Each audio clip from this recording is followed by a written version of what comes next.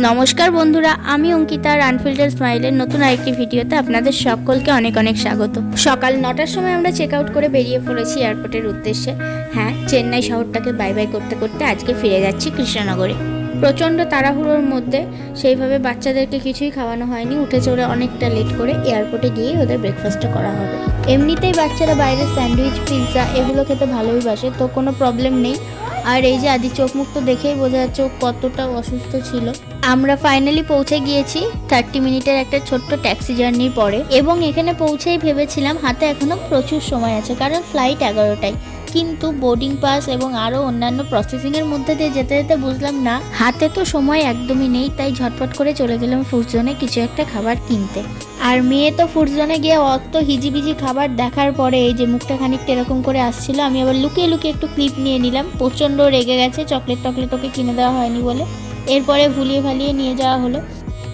আদির সাথে কিন্তু পুরো ফ্লাইটটাই আমাদের দেখা হয়নি, কিচ্ছু না, কোনো দেখা সাক্ষাৎ নেই। একবার শুধু উঠে গিয়ে ওকে ওষুধ খাইয়েছিলাম, পরে জানতে পারলাম যে ও পুরো ফ্লাইটটায় এসেছে সুন্দরভাবে ছবি আঁকতে আঁকতে, ছিল ওর গ্র্যান্ডমাদারের কাছে। Now finally we are taking of.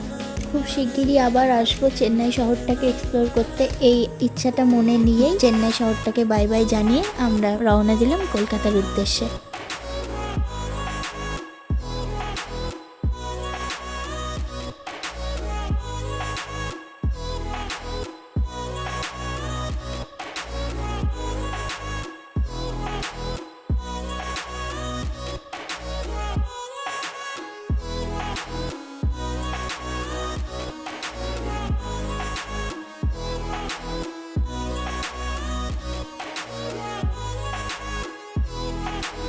যেদিন চেন্নাই এসেছি ওই দিনের ভিডিওতে আমি বলেছিলাম ফ্লাইট জার্নিটা আমার ভীষণই বোরিং লেগেছে। আমরা এই কলকাতায় ল্যান্ডিং করছি আর জার্নিটা একদমই ভালো ছিল না, মিষ্টি প্রচণ্ড কান্নাকাটি এইসব করেছে।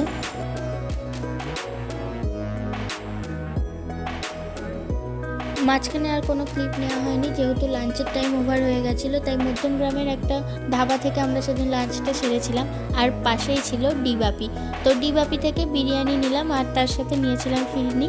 বিরিয়ানিটা ছিল ভাইয়ের জন্য, আর ফিরনিটা আমি খেতে খেতে চলে এলাম বাড়ি।